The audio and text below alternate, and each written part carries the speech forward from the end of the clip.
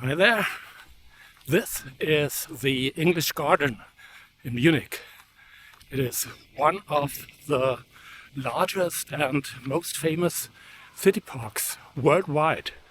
So with almost 4 square kilometers, it is, for example, larger than Central Park in Manhattan and much larger than Hyde Park in London.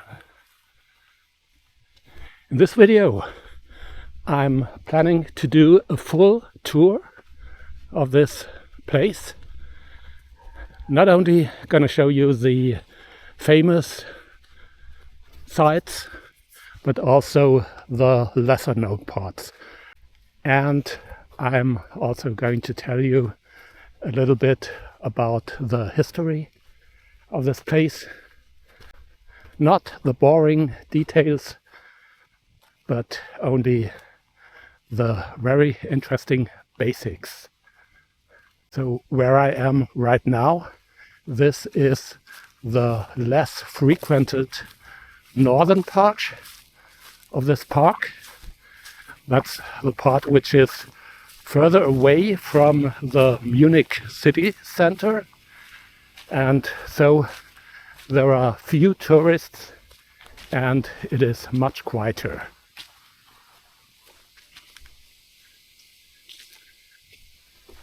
But later, of course, I'm going to show you the famous things like the Monopteros, the Chinese tower, the beer gardens, and maybe some surfing action. Let's see. So this quiet place, I would say, is a good place to tell you a little bit about the history. Now, this park has been laid out and created in the late 18th century, in the 1790s. And one thing that is very interesting is that it is one of the first public parks. So until then, most of the parks were built around palaces, and only the aristocrats who owned the palaces, and of course also their guests, which by, I would say, 99% also were aristocrats, they were able to visit these parks. But this one really from the beginning has been accessible for the public as well. Now, why is it called the English Garden? I mean, we are in Bavaria, Munich, Germany here. Why is it called the English Garden? Now, you need to know that in this time, in the 18th century, the dominant kind of garden was the Baroque garden, which also was known as the French garden. And this was completely different. So in these Baroque gardens, everything was arranged geometrically, so the trees were planted in straight lines or circle with equal distances between them. There were lots of simple geometric shapes. Everything was symmetric, more or less.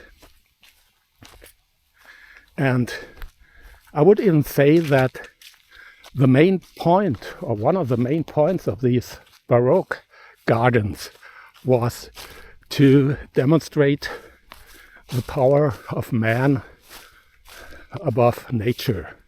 So things were arranged in ways that don't appear in nature.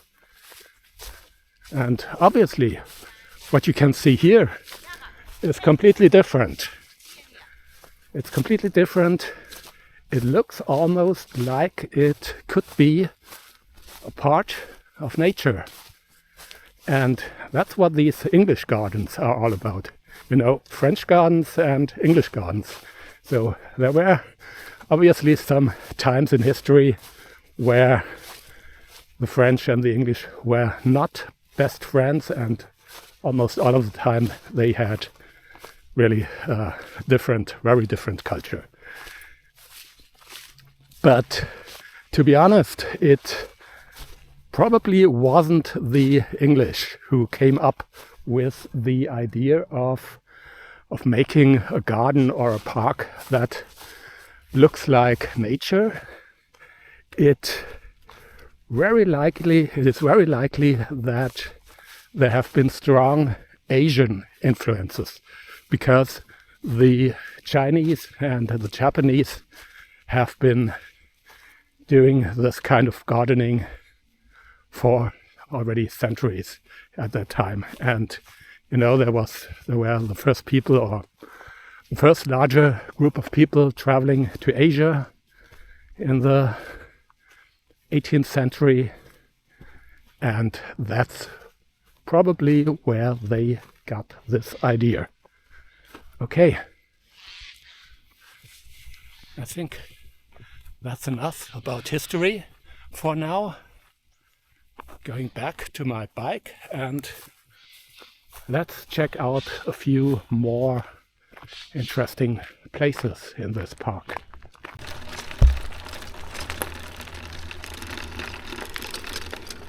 Still in the northern part, and practically no tourists here. So almost everybody who's walking around here has a dog. So it's just people walking their dogs. People living in Munich walking their dogs. But I think you can already get a glimpse of the size of this place.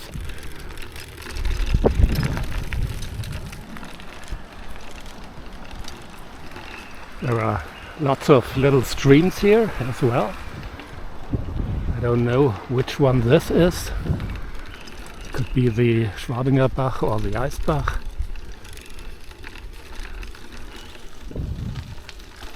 And all of these streams are actually side arms of the Isar River, which I think I'm going to show you next. Because part of this park borders the Isar River, which goes through Munich.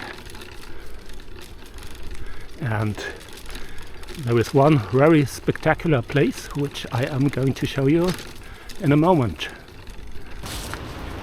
Let's see if I can go down here. I probably can. And that's the Isar River.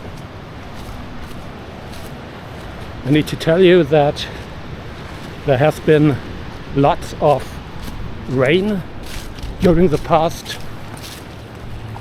days and weeks, so there is more water, much more water than usually.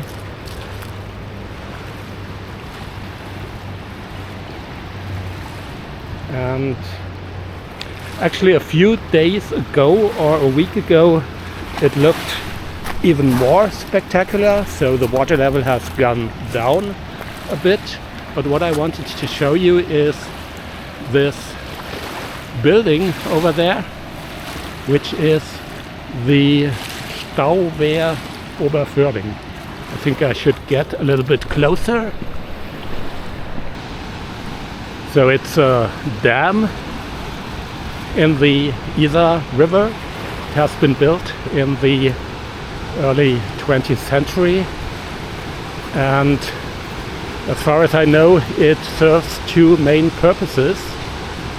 For one, it's a water power plant, and the other, and maybe more important, reason for this building is that it redirects a large part of the water from the river into a canal to control the amount of water that is flowing in the lower parts of the river. So I think I go over there so you can get a even better view of this building and the amount of water. So on the other side, the water level is about 5 to 6 meters higher than on this side.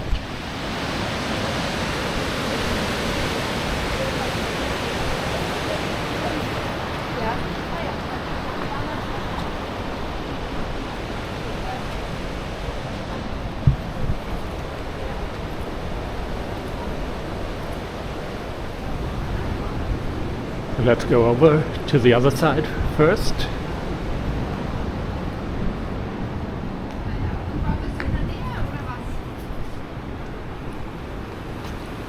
So this is where you get to the center of town, where the water is coming from. This is the Isar Canal. I actually made another video a while ago about this canal, or at least part of it. So this is where actually most of the water is going, and on the other side, actually where I have just been, that's the lower part, and the difference in height is, as I said, 5 to 6 meters.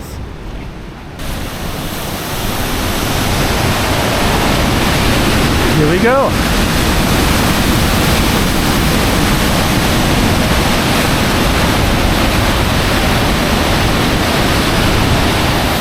So this is actually not part of the English Garden.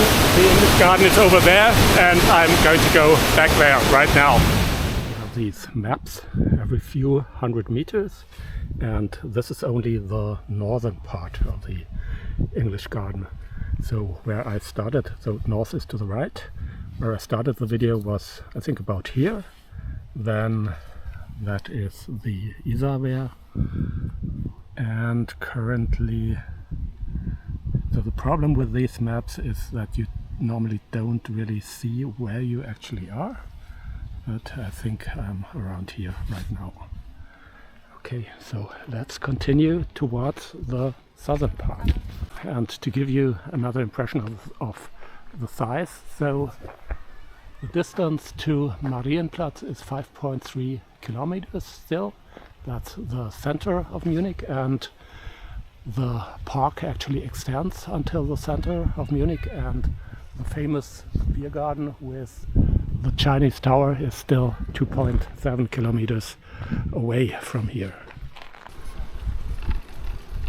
This part of the park looks more like a forest, but there are other ones with large meadows as well, like over there.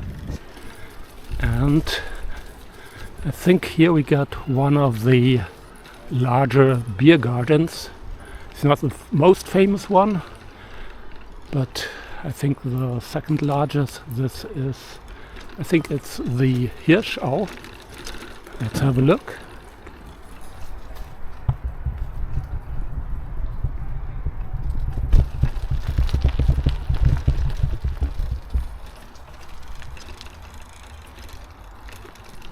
Yeah, it's the Hirschau beer garden. Not too much going on. I mean, you have to know it's the end of September. We got around 13 degrees Celsius, of course, but still a lot of people sitting outside despite the temperature. But I think you can imagine that it's much more crowded in the summer.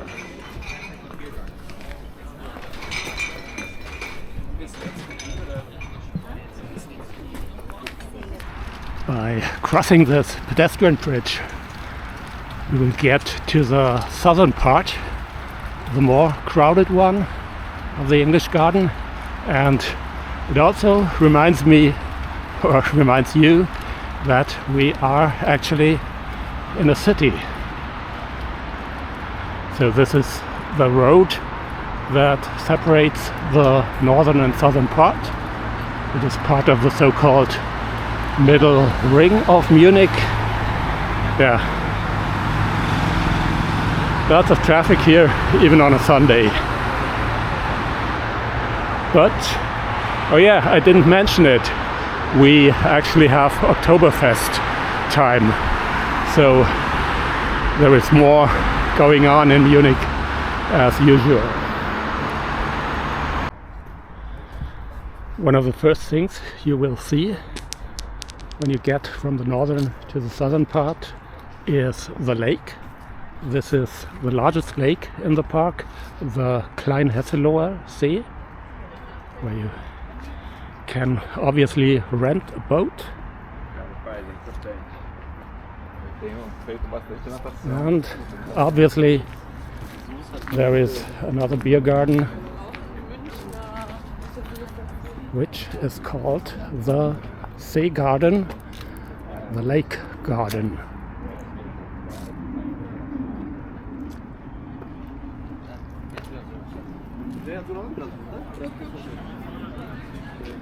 Really nice location, but you should know that these places are not really cheap. So I just checked the menu, and half liter of beer is 5.80, which is not cheap, but I would say it's acceptable for this place. But of course you can get it much cheaper in other places, and the food in the self-service place is, well, starting at 10 euros, but in the restaurant you can pay up to 50 euros for one meal. But it's a nice place, isn't it? Let's have a look at this monument here. So it is for Freiherr von Werneck, one of the maintainers of this park in the 19th century, and he's actually the one who, I don't know, how do you call it, who built or created this lake here. So all of this is not really natural, it has been made. So that's the Rumfort House, another famous building here. I don't actually know what exactly it's being used today, and you probably can hear some music, and that's because we are getting closer to the most famous beer garden here in the park, the Chinese Tower. So this is really huge. Actually, when my kids were smaller, we came here sometimes for the playground with a historical, what's it called? I have to look it up. Okay, I think I'm going to put my bike here and quickly walk around.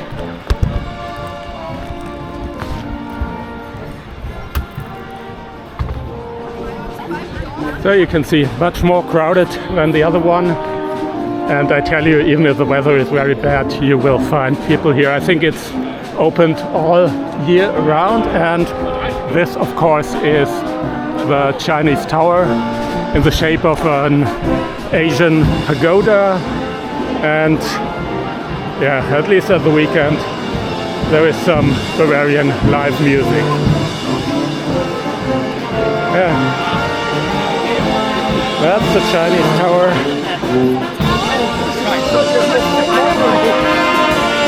Chapel is playing on the first floor. Okay. So, for me, that's a little bit too much mass tourism, but anyway, maybe once a year, maybe once every 2 years, I come here. Which is fair enough, you know. So of course, just like any beer garden, this is self-service. Let's check the beer prices. So yeah, it is 5.70 for half a liter. This is 10 cents less than in the other place, in the See Garden. Not a big difference.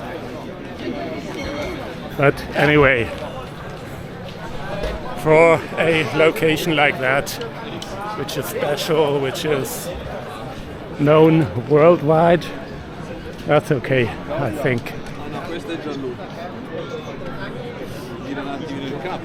But let's go. There is much more to see. Before we get to the most famous historical building in the English Garden, I'd like to show you this historical bench, which actually has been built by the same architect. It's, I think, from the 1820s, and the inscription says, "Hier wo ihr wallet, da war sonst Wald nur und Sumpf." So that means here where you are walking around, there used to be just woodland and swamps. And this is an interesting word, wallet, for walking around. It's actually related to the English word walking, but it's actually no longer used in Germany. But it was different in the 19th century, as it seems. Okay, so let's go to the Monopteros. Probably the most famous and also one of the most beautiful buildings here in this park. That's the Monopteros on the top of the hill. And yeah, let's walk up.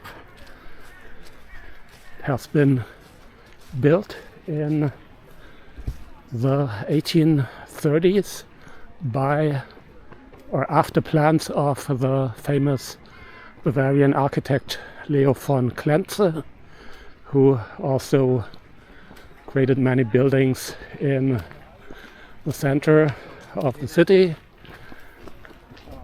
also in other parts of Bavaria, like the Walhalla in Kelheim. It's probably going to be extremely crowded. Oh, it's okay. So that's it.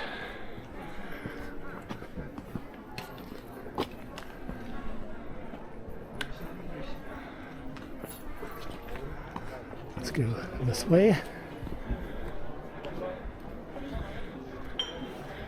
So Monopteros actually just means a little round temple with columns and no walls.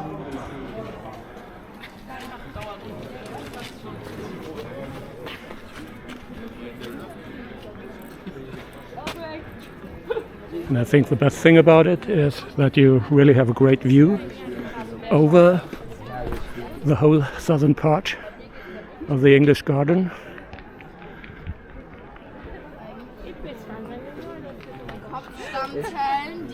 Jetzt macht alles Sinn. Jetzt auch wirklich alles Sinn.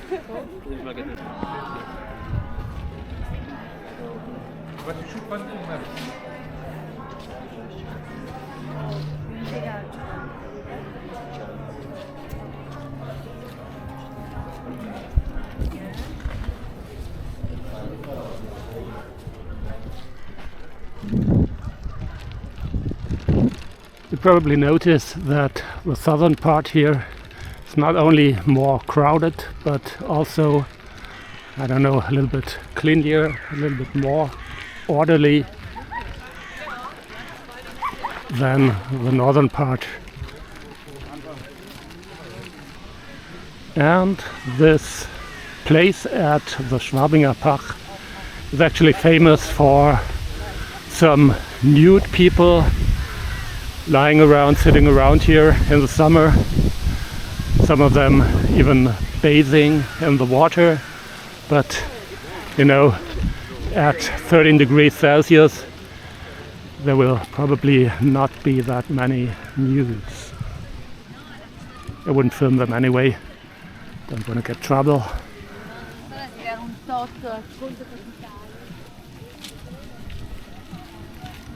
Okay, I think it's better to walk here and not cycle. I'm not even sure if it's even allowed. So there are some roads where you are allowed to cycle in the English garden, but other ones that are pedestrians only.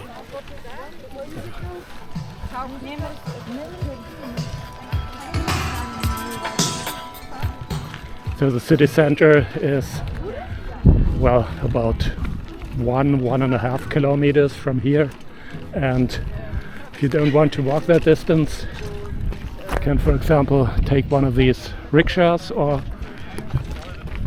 what I actually would recommend is just to rent a bike, and then you can really explore the whole park and even other parts of Munich.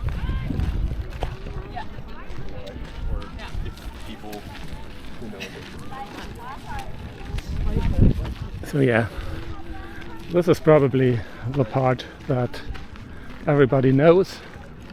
By the way, it's quite close to the Munich University as well, so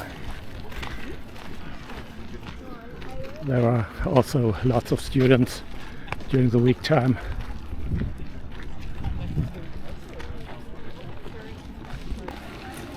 This is really crazily crowded, but I tell you, this is not normal. This is what happens on weekends during Wiesen time, as we say here, or Oktoberfest time. And I think that's a tourist group in front of me. Just for reference, through this tunnel is where you typically leave the English garden, going back to the city, and of course enter it when you are coming from the city center. So on the other side of this tunnel there is the residence, and after that you will get to the main shopping areas, to the old town, to the Hofbräuhaus, whatever. So yeah, okay, that was just for reference. I definitely don't want to follow this path any longer, so gonna go back and show you some more places that are worth visiting. That's the next place I'd like to show you. On this island, in this little lake, there is the so-called Japanese tea house. A little bit.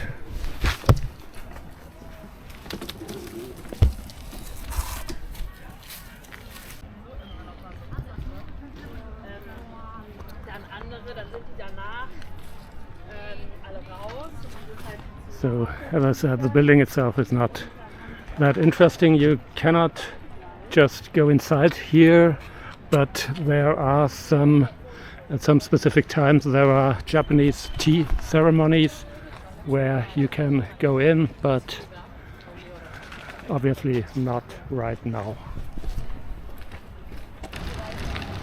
Okay, ready for some surfing action. Next stop will be the famous Eisbachwelle, the Eisbach wave, which is, if you believe it or not, a famous surfing place here in Munich. Let's check it out.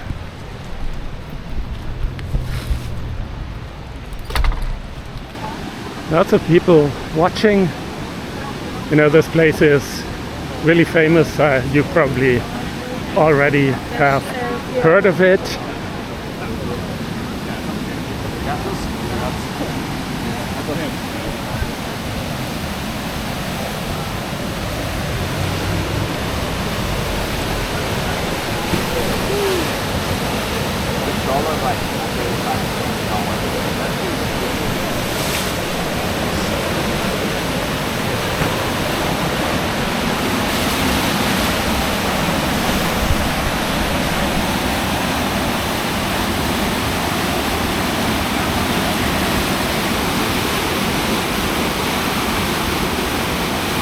So Yeah, as you can see, this is a stationary wave here in the Eisbach, and as you can imagine, this is for experienced surfers only.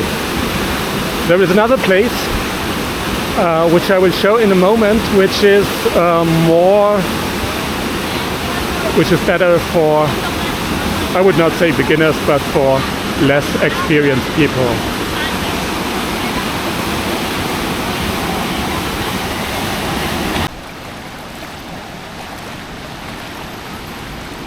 So when you finish surfing, you should try to get out of the water quickly, because in this direction here there is a waterfall. I will show you in a moment.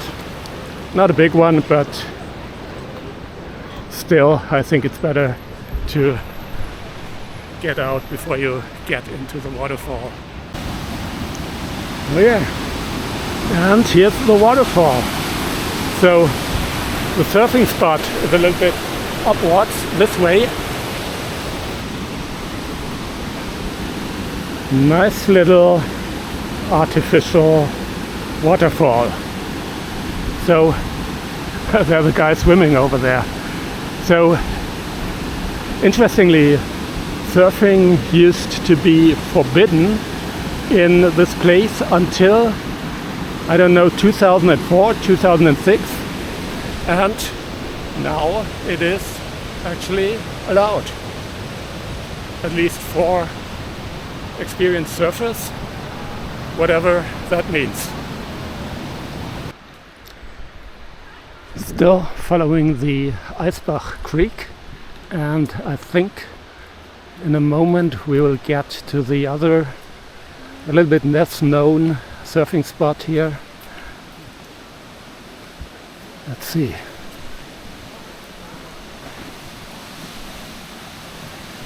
So this is supposed to be a little bit easier than the other one.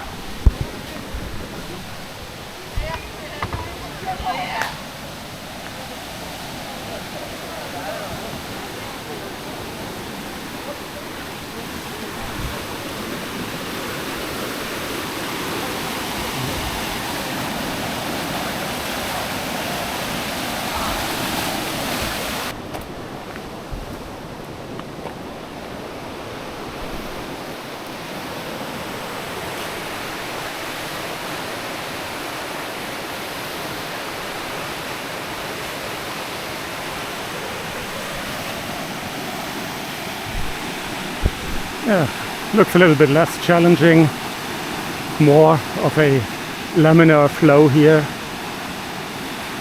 but still, I wouldn't do that.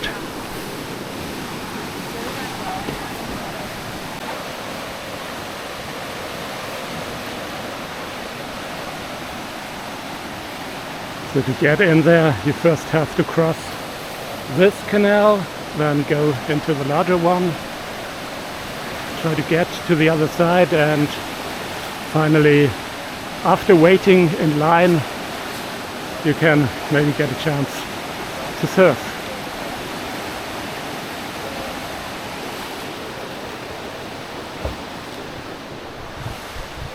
Okay.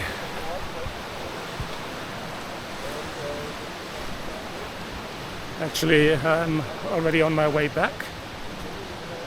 But there is at least one thing that is missing that you should do on every visit of the English Garden.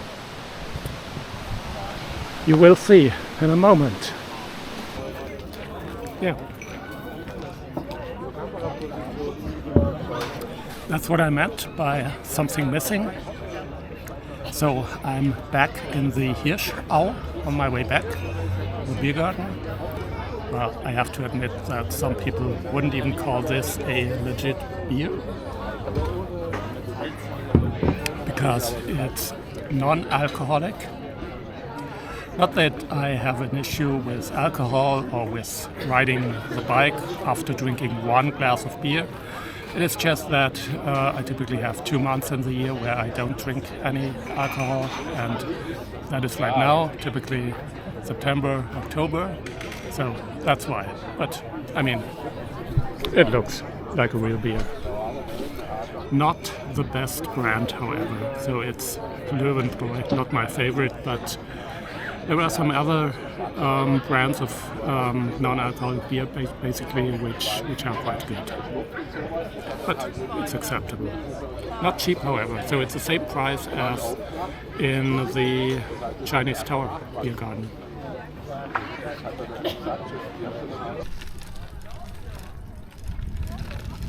So I would say let's wrap this up while I am leaving the English Garden on my way home.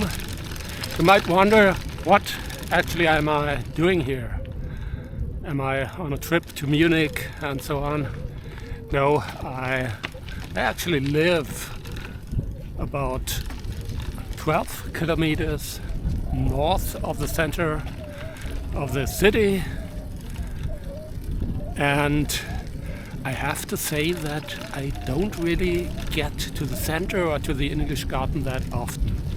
So it's maybe every 2 months or even less or less often, that I really visit the city center of Munich. Also, it's only a few kilometers, and I can easily ride this distance with my bike or with public transportation or with my car, whatever. But still, even though it's really, basically it's quite a fascinating city, and I think it is the city in Germany where most Germans would like to live. But still, somehow I don't get there that often. So maybe my YouTube channel will provide me with reasons for visiting Munich more frequently. Let's see. So yeah, I'm just going home, and definitely more to follow from Munich, but not necessarily in the next days or weeks. I mean, I have time. So hope to see you next time. Bye bye.